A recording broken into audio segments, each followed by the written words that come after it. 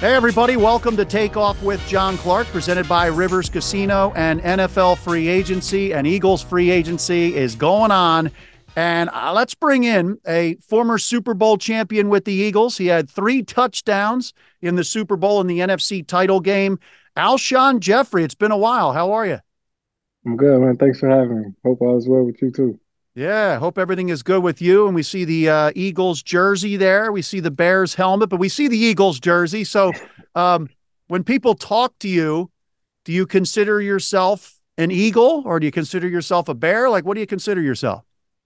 I mean, I'm both, man. The Bears is fortunate to give me an opportunity, to help me change my family life. So I'm both. And Philly, my time there was great. I had great experience. We won the Super Bowl, so I'm both. Nice. And when you look at free agency right now and you see that the Eagles have signed Saquon Barkley, what was your initial reaction with the offense that they already have and the players they have adding a Pro Bowl running back like that? Man, I'm excited. I'm excited to see what the offense look like this year because I know he's a special player, special talent, and him and Jalen in the backfield together, it's going. Hey, sky's the limit.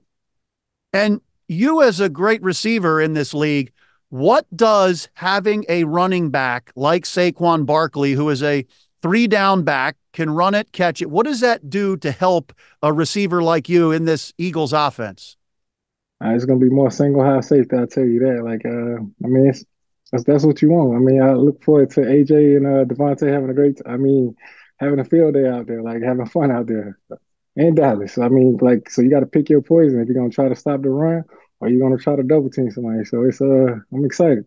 And like I said, being as a receiver, you just sometimes you just want to watch special talent just do their thing. What impresses you about Saquon when you watch him? I mean, knowing that he could score every time he touched the ball and seeing what he did, I'm not no knock against the Giants, but I'm just saying I know that we have a better O line, so yeah, I'm excited about it. I just know that we have a better O line, so I just wait and see. I'm excited about it. And I remember talking to Malcolm Jenkins a couple times about this. I would say to him, "Who was the hardest player to tackle?" And he said number one for him in his career was Marshawn Lynch, but he said Saquon is second. Do you know for a fact, especially in those cold games in December in the Northeast, cold towns where you see Saquon running at defenders? I mean, do defenders really want to get in there and tackle that guy? I mean, I never played defense, but I've heard some of my buddies who play defense, they chatter about that, like it's different. And being on offense, you know that if you got a good running back, that like when we had LeGarrette or Jay, we just knew that they're not gonna want to tackle in the cold, and especially if they're not used to it. So I mean, he's already a Penn State alumni, so he's used to that. Plus, he's living in New York, so I'm like I say, it's gonna be an exciting season, and I guess we're gonna see. And what else can Saquon bring when the Eagles last year, second half of the season, they had a really hard time having answers to the blitz? What can a guy like Saquon, who can catch the ball out of the backfield, he can block on 3rd downs, but he can also catch it out of the backfield. How much does that help have answers for the blitz? Uh, um, I mean, like I said, he's a special talent. So I'm sure they're going to correct some of those things from this past season, whatever the situation was. Like I have faith in Howie, the front office, and I know Jalen and those guys are going to correct some of those. But adding Saquon definitely helps out a lot. So I'm sure they're going to have a lot of different wrinkles in the offense that we can expect. So, of course, in Philly here, Eagles fans call it Howie season when they see Howie Roseman get to work, and he had over $40 million in cap space. They got a young pass rusher, edge rusher, Bryce Huff from the Jets. They also brought back CJ Gardner Johnson. When you came to the Eagles, you came on a 1-year deal. Boom, they win the Super Bowl in 2017. What do you think of what Howie does every year to transform this Eagles team? I think Howie's a mastermind. He's a genius. He's one of the best at it, if not the best. Like putting a team together and knowing how to create wiggle room with cap space or whatever it is. Like he's one of the best, if not the best, like I said. So definitely a big fan of how he knows the right buttons to push and to get a team together and to build a great team. And being around Howie, of course, when you won the Super Bowl, the organization tried desperately to get back there and try to win it again when you were with the Eagles. Do you sense especially what happened last year where they were 10-1 to start and had the collapse, that really makes everybody hungrier? Oh, definitely for sure. I mean, whatever happened last year is last year. That's how you gotta look at it. Like it's a new year, new season. Don't even dwell on the past. Just move forward. Just flush it. Like it's just one of those seasons that unfortunately things like that happen. That's still they still a great team. Still got a great core guys, and I believe in them. So you've watched Jalen Hurts play. You were teammates with him for your last year in Philly. What do you think of his ascension in the NFL? And obviously, he had an MVP type year leading them to the Super Bowl 2 years ago, but maybe he had more turnovers last year. He didn't look as good. What do you think his future is rebounding from this year? And the sky's the limit for Jalen. I mean, Jalen know what he got to do in the work that he got to put in. I could say my time there with him, like he always was a true professional. Always did extra and kept the guys together. And I would say from day one, like you just knew that Jalen was going to be special. I mean, just some of the practices when he was going against the first team defense, like you just knew that he was going to be special. So I wasn't surprised. The year that he had when he went to MVP, you just gotta. I feel that. I feel like this season is gonna be.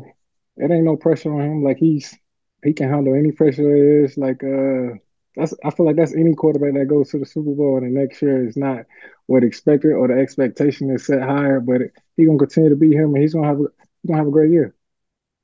I don't know if you've heard some of the talk.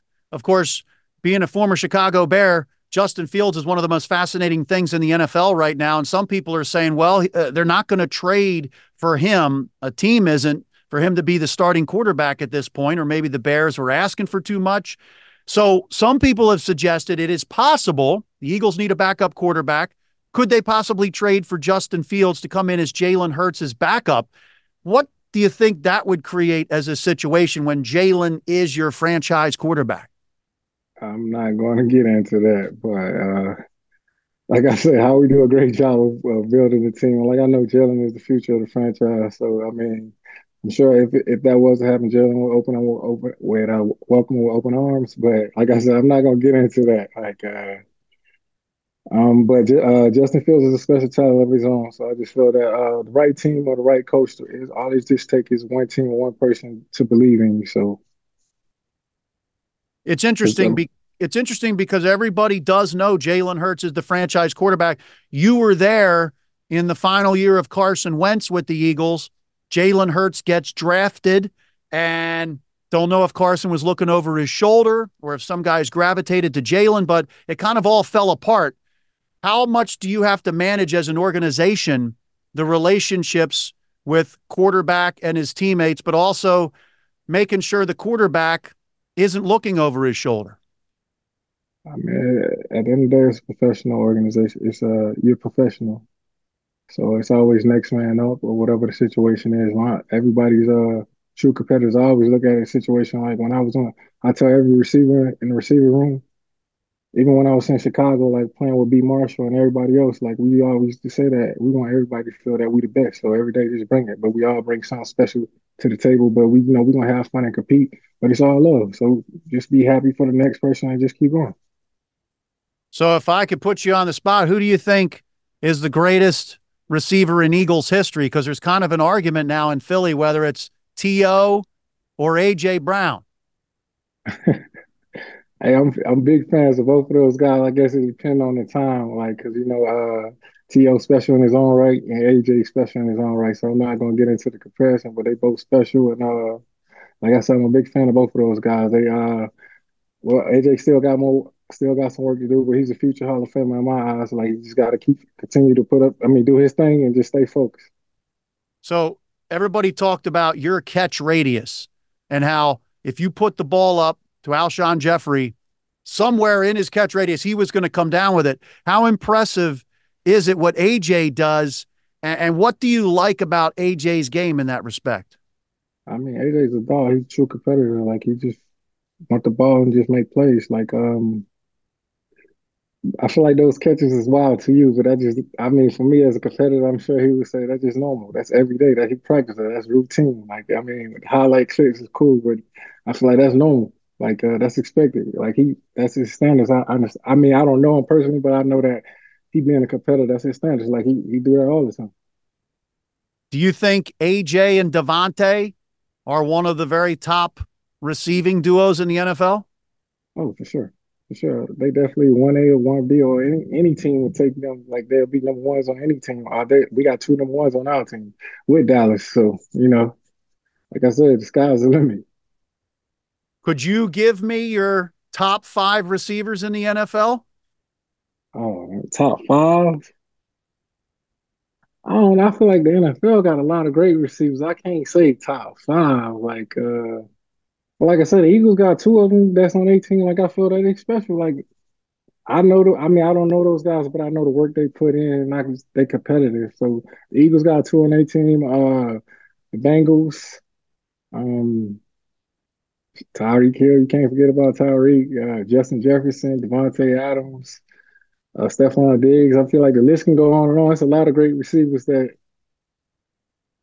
that's on great teams. There's a lot of great receivers. So I don't have a top five though. And you got Debo and all.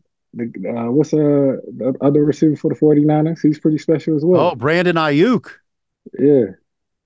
So you can't. I mean, I feel like everybody got their own little flavor depending on what you like. Yeah, that's a good point. When you look at AJ Brown and Devontae Smith and your time in the NFL, when you have two receivers who are that good and their teammates, give me an idea of how competitive you are with each other, but also supporting each other. I mean, like I said earlier, like me and B Marshall play on the same team. Like I just know that he did something well, and I do something that we both agree that he did something well, and I do something well. But it's all funny. It's all funny. Like it's all love. Like I'm gonna cheer and root for you. I wanted him to go out there and kill. It was whatever it is, my turn, his turn, whatever it is, supposed to win. Like just have fun doing it. And some days it's not gonna be this guy's not gonna get the ball. It's the other guy's turn. So, but I understood that, and I'm sure they understood. They understand that as well. But it's all fun, they just having fun. There's no competition against each other. And they both pushing each other to be great. So Speaking of great, Jason Kelce and Fletcher Cox just retired over the last week. Being teammates with those two Eagles legends, can you give me an idea of what it was like to be around Kelce and Fletcher Cox every day and what they brought to the team? I mean, it was me and Fletcher knew each other before I came to the Eagles. Even we played against each other in the SEC, so we already had a relationship before then. But just getting a Philly, like when Fletcher was calling me and recruiting me, telling me to come to Philly and stuff like that. Um, I always had a great time with Fletch. He's a funny guy. He's definitely funny in his own way. He played little pranks and stuff, but he was a funny guy. He was cool, mad cool. I love Fletch. He was like I said, we SEC buddies, so we always used to talk trash about the SEC with each other like that. Um, Jason is the Super Bowl parade. That's all I guess. That's Jason. That's Philly's red. That's Philly. Like yeah, that's Jason. Like that's all the time. He was always had a great charisma and always expresses his feelings and stuff like that. So and always been real with you. Did you know that he was going to give that Super Bowl speech there at the parade? Nah, I didn't know, but he gave the best speech of all time, Super Bowl speech of all time for sure. It's hard to top that.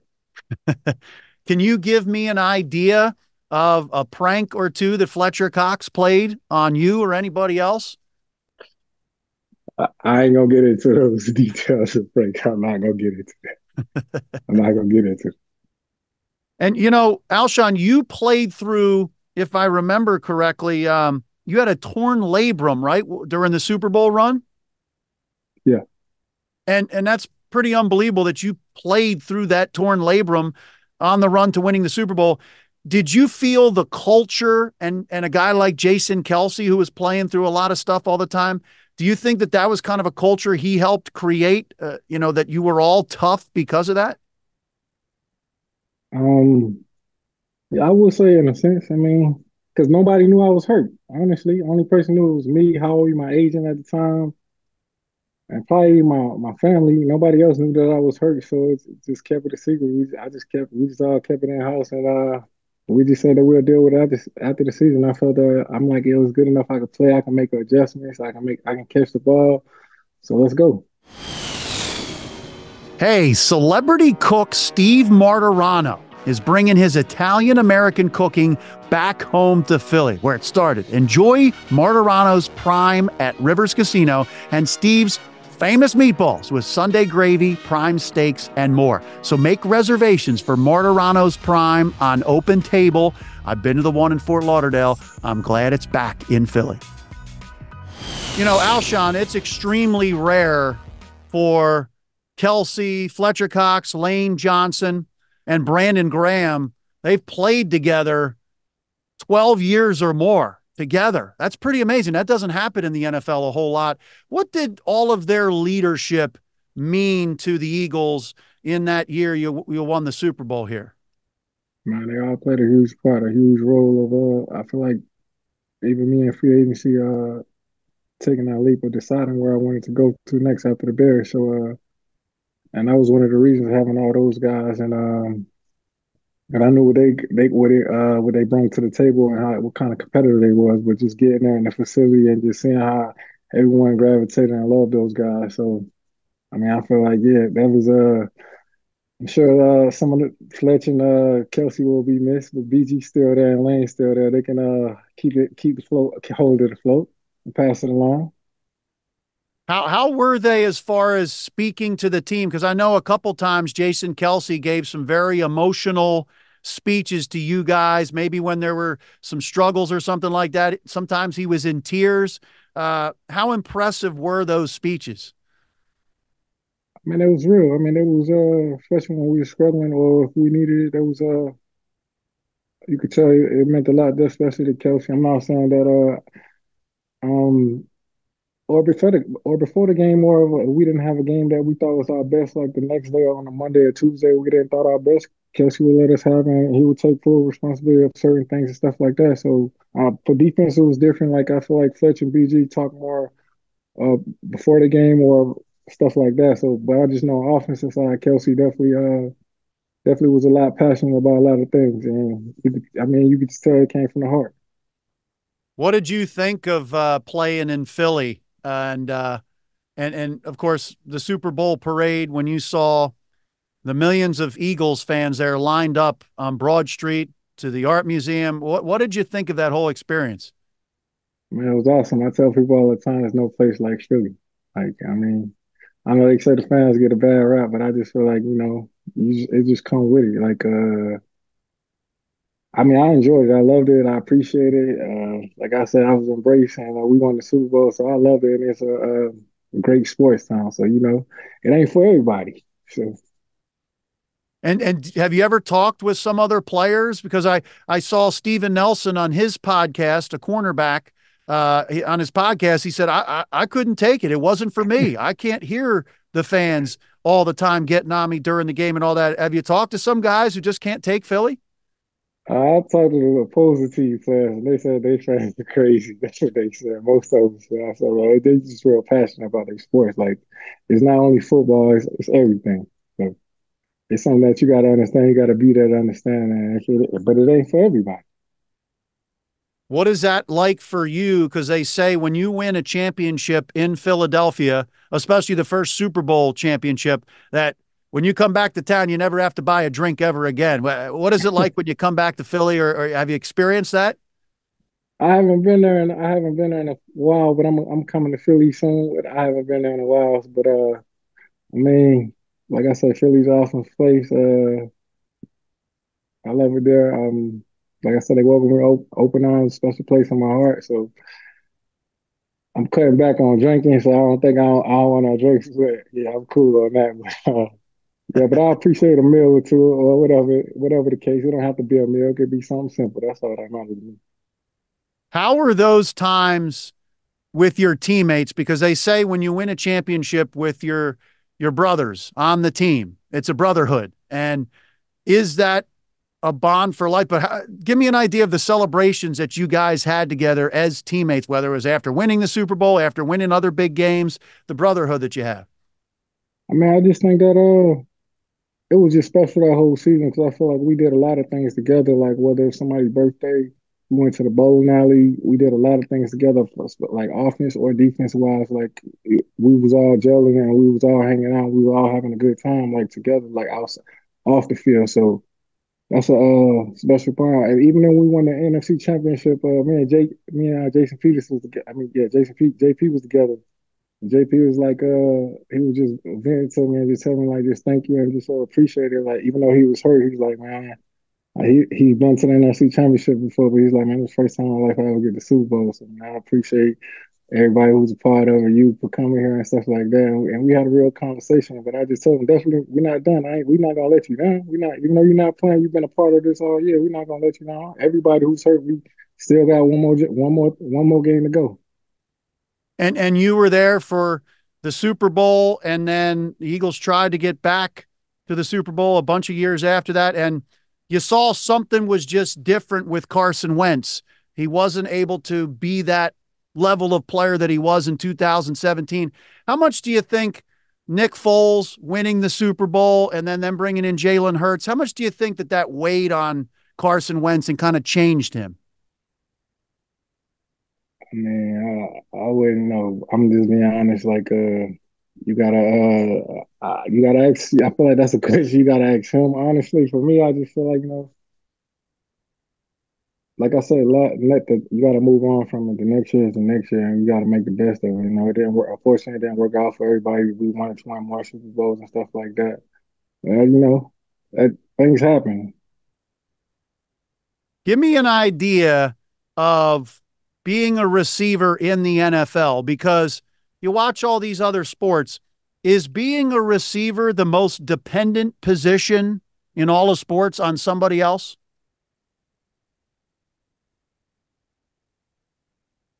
Mm, I feel like every position matter in football. Like every man must do their job for however long they can do it, whether it's 1 second, 2 seconds, 3 seconds, like football, everything matter, every inch matter. So you have to I wouldn't say receiver is the most important job, but I just feel that everybody is hold accountable and you gotta do your job. So I feel like each piece matters, whether it's offense, defense, special teams, that's one sport, everything really matters.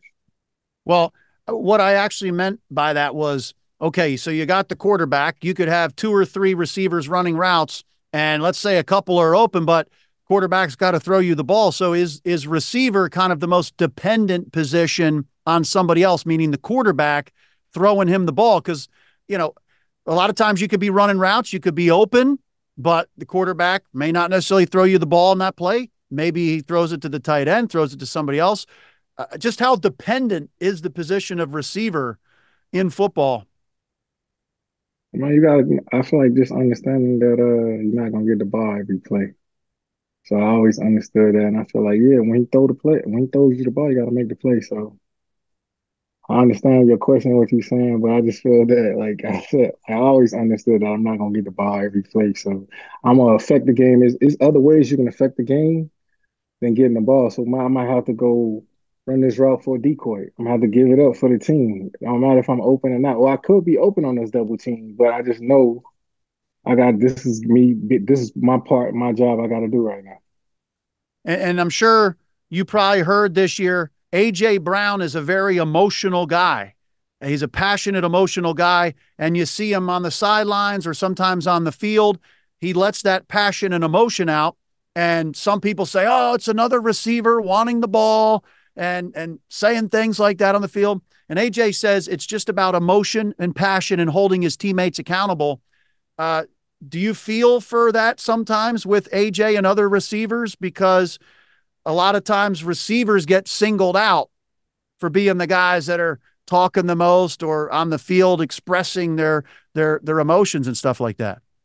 I mean, I feel like it's coming from a good place. You just got to understand if you want his teammates, you understand it's coming from a good place. Like I play with B Marshall, who's more more one I would say kind of like AJ, I would say, but I just let him be him. That's part of that would make him great. You gotta let him be him.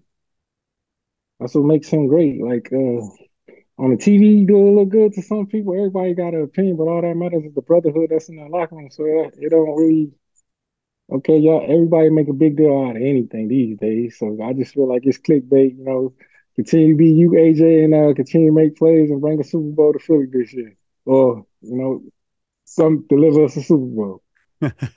Yeah, and it's interesting because Alshon, it has changed so much with professional athletes now with social media being out there. How hard is it to stay off social media or not pay attention to what the guy in his mom's basement somewhere far away is saying on Twitter? Like, how hard is that to ignore all that? I mean, I feel like for me, I understood that the moment I played football from little league, you become a public figure. Somebody got opinions when you're little, so when you get to the big leagues, it's the same opinion, just that somebody can just go online and say it. It's no different. Either if you was reading a newspaper and somebody wrote something good or bad about you, it's no different. So you got to understand that. And everybody's entitled to their own opinion. So just know who you are and be aware of yourself, and it's all love. Did you ever find yourself looking at stuff like that and it got you down at all, or were you completely able to stay away from it? I mean, for the most part, I stay away from it because I know who I am. Like, you gotta understand, this is professional. We're not gonna win every game. I'm not gonna make every play. I want to. Everybody wants to. Just like you want to be the best reporter, or somebody want to be the best doctor. But that's just life. You just gotta keep practicing and keep going at it. So, what do you think right now when you look at the free agent moves the Eagles have made? Of course, Saquon Barkley, we talked about him. C.J. Gardner Johnson, they bring back him at safety, and they signed a young edge rusher, Bryce Huff from the Jets. Do you think the Eagles have put themselves back in position to be a contender in the NFC? I mean, I feel like we always a contender every year. We always a contender every year. Oh, like it's every year we a contender. I mean, dude, did that put the Super Bowl a bust? I feel like the expectation of that or winning the NFC. Yeah, I mean, getting Saquon and add more pieces, but I'm sure Howie's not done. Like we'll add some more pieces. So, but like I say, they just got to put the work in the off season and just focus on locking in the brotherhood and just all the outside noise don't matter. It's just what's in the locker room and just keep focusing, just keep going, keep your head down, and just stay focused. So, were you ever there and witnessed Jalen Hurts squatting the 600 pounds? Nah, I never witnessed that. I never witnessed. So now you got Saquon Barkley coming in here, and it looks like he can also squat 600 pounds. Um, those tush pushes or the brotherly shove, I'm sure you're familiar with those. I mean, those are going to probably be even more impressive this year, huh? Like I said, it's gonna be special. We may not be too much in third and long now. I mean, third and one or second and one or whatever, fourth and whatever. We may not be in those positions. So, like I said, I'm excited to see what happens. And but if we're in there, I'm excited. You can either give Jalen the ball or Saquon. So pick your poison. And congratulations to you, by the way, getting your number retired. I Number appreciate that. one, right? It's retired forever. Thank you. I appreciate that. When you look back, what are you most proud of in your college career and or NFL career? Most proud of, I would say in the NFL, just make winning the Super Bowl. Like, I feel like that's the highest, just winning the Super Bowl. Man, I had a lot of fun in college. So I feel like I can't, I'm not going to even be honest. I had a lot of fun in college. So I can't say I'm proud of all the moments in college, but in the NFL, I would say winning the Super Bowl was the ultimate. Yeah. There you go. Well, it was good to catch up with you, Alshon Jeffery. Welcome back to Philly when you come back. Of course, you're a Super Bowl champion in the city of Philadelphia for life. So, best wishes to you. Thanks for having me. God bless. Hey, everybody, let's welcome in Brian Gilbert, Saquon Barkley's high school football coach at Whitehall High School. And I got to ask you, what was your reaction when you first got the news that Saquon Barkley was coming back to Pennsylvania near his home here? Then I don't have to wear this sweatshirt anymore. So we'll throw that away right now. That's my first reaction. I don't have to try to find a way to watch a Giants game anymore. So it's Eagles fans all the way now.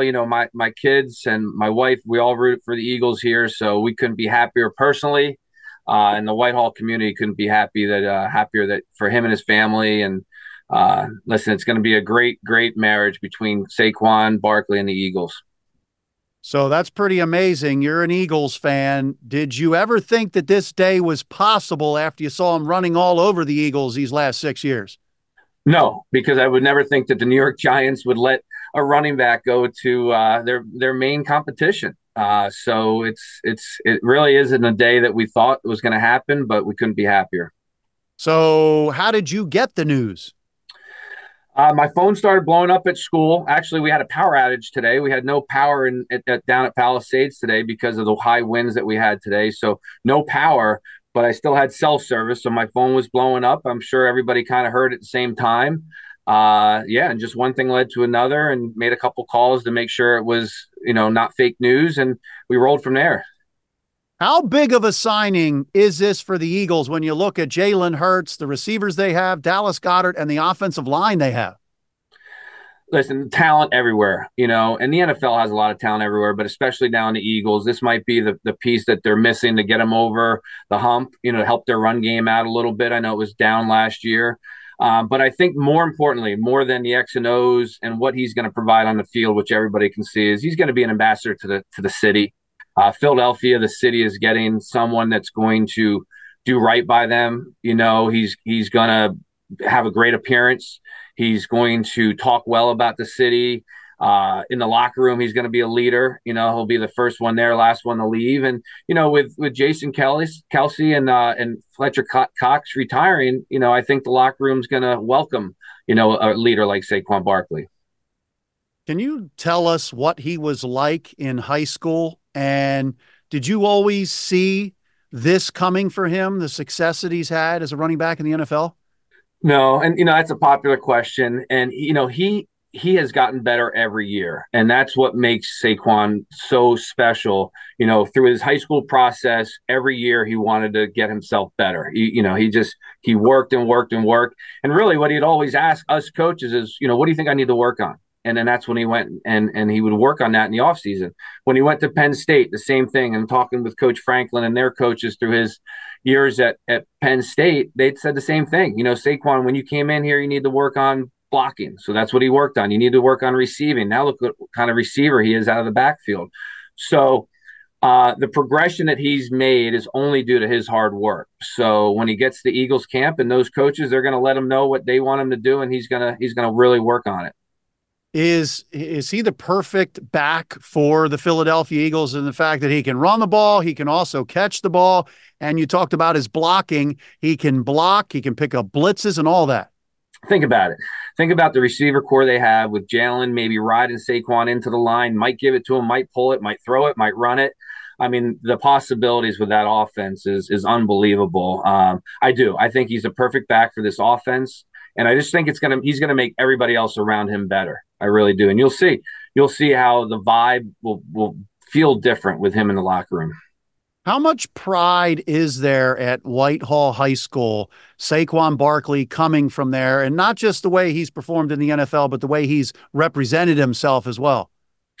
Yeah, it's amazing. I mean, obviously the athletic director, Bob Hartman, and all his coaches at Whitehall and my staff, when we were all there, we think so highly of them. But what's really neat is, you'll walk through Whitehall and you'll have the cafeteria lady say, "Hey, have you talked to Saquon? How's he doing?" Or the grounds crew, the guys working outside cutting the grass. Everybody that has a chance to experience Saquon's just personality, is always touched by him. So very special.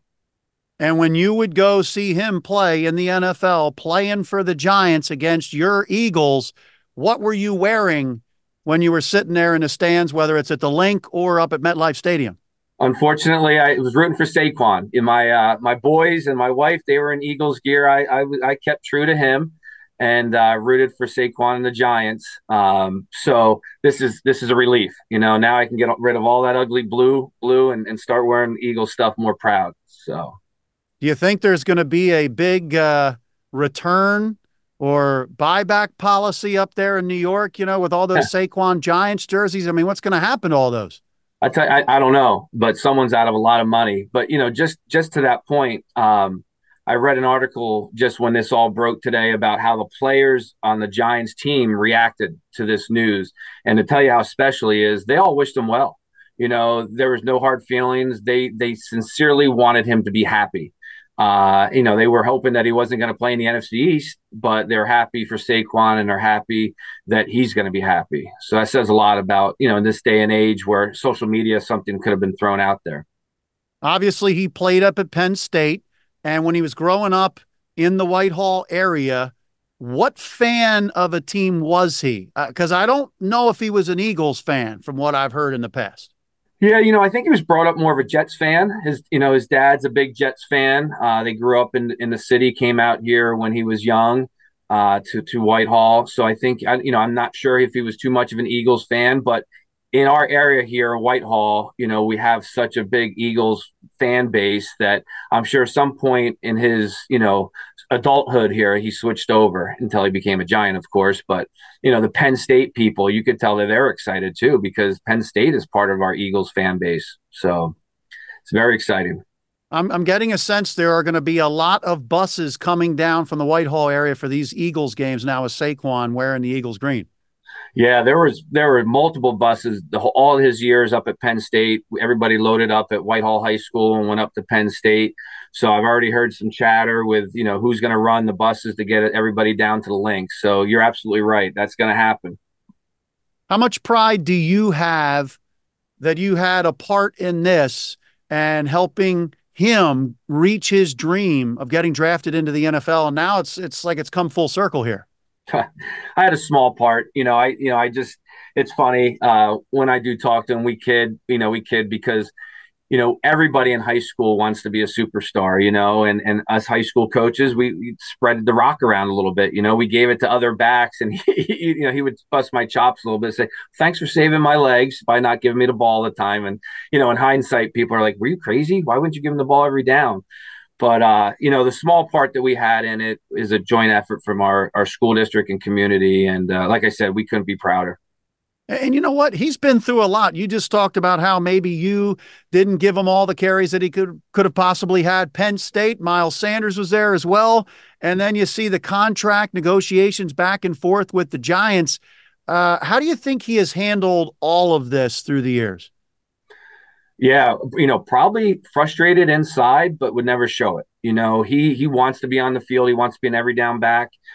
He wants to, help out his teammates as much as possible. But he'll never complain about it. He's always going to respect his coaches. And you saw that when the Giants were struggling, there was always a microphone in his face asking him, well, don't you think the coaches should have done this, that, or the other thing? And he never went against that.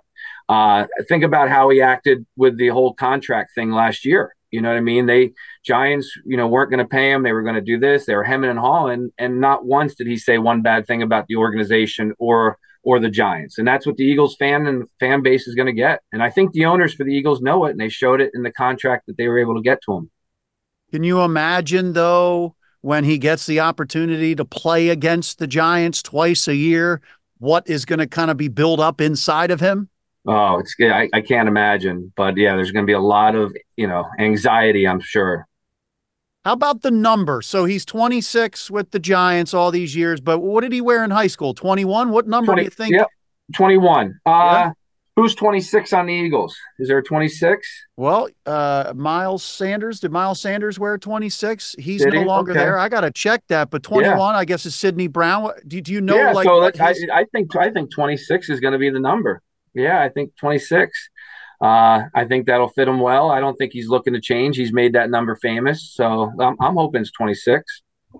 All right. Well, those 26 Eagles jerseys with Barkley on the back, that's going to be a hot item up in Whitehall, huh? It is. I bet the printers are already putting them out there for sure. Yep, the guys are going to be. Oh, it is. It's going to be in our Dick's store probably by the end of the week. Well, I got to tell you, congrats to you, seeing him come home, sort of. This is, within an hour. Is there anything else you'd like to say to our viewers in the Delaware Valley about Saquon joining the Eagles? Just that, know that he's going to jump in there and be an ambassador to the city and the team, and he's going to do right by you guys. And give him a lot of support, and I just, it's going to be exciting to see how he does with the guys around him. And, I think the Eagles players should be excited too, and let's roll. I can't wait. This can't start soon enough. So I can't wait to be down there and cheering him on. All right, great. So Brian Gilbert from Whitehall High School, he was Saquon Barkley's high school coach. When you were wearing his Saquon Barkley Giants jersey, would you have your Eagles stuff underneath it at all? Probably not. I stayed loyal to him, but it was hard. And my kids, they didn't talk to me, and we'd watch the games together if we weren't at the game. And there was a lot of trash talking in this house, so we can all be on the same page now. Well, you got it. That's such a cool story for you and your family to see Saquon come back home for you. Brian Gilbert, thanks so much for your time. You're welcome. Thank you. Go Eagles. Mom, so flagrant.